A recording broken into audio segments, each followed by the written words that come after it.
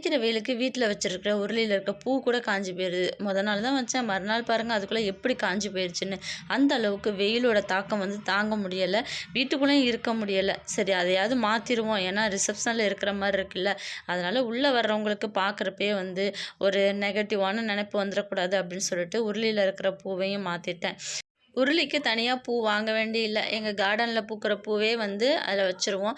இப்போ ஜெவந்தி பூ இதெல்லாம் வர்றது இல்லையா, அதனால் இது கொஞ்சம் ஈஸியாக இருக்குது. அதனால் போகிற நேரமெல்லாம் பறிச்சுட்டு இந்த உருளிக்கு பூவை வச்சிடுறது. அதை பறிச்சுட்டு ஃப்ரிட்ஜில் வச்சுட்டோம்னா தேவைப்படுற அளவுக்கு மாற்றிக்கலாம். எனக்கு ஒரு 4-5 நாளாகவே சரியான ஒரு உடல்நிலையும் மனநிலையும் சரியில்லாத நிலையாக தான் இருக்குது. ஏன்னா அகமதாபாத்தில் நடந்த விமான விபத்தை நினச்சி எனக்கு ரொம்பவுமே கவலைப்பட்டு போயிட்டேன். எப்படி தான் இந்த உயிர்கள்லாம் போயினுச்சு அப்படிங்கிறத ஒவ்வொரு வீடியோலையும் பார்க்குறப்பயுமே அழுது எனக்கு அதிலே பாதி உடம்பு முடியாமல் போயிடுச்சு. டிவி சேனலை ஓப்பன் பண்ணாலே இந்த செய்தி தான் எங்கே பார்த்தாலும் போயிட்டே இருக்குது. அதை பார்க்க ரொம்பவுமே கஷ்டமாக இருக்குது. அதனால் நான் 2-3 நாளாக டிவியை அவாய்ட் பண்ணிட்டேன். விபத்தில் பலியானவங்களுக்கு என்னென்ன ஆசைகள் எதிர்பார்ப்புகள் இருந்ததோ அவர்களுடைய ஆத்மா சாந்தி அடைய நான் இறைவன்கிட்ட பிரார்த்தனை பண்ணிக்கிறேன். நீங்களும் பிரார்த்தனை பண்ணிக்கோங்க.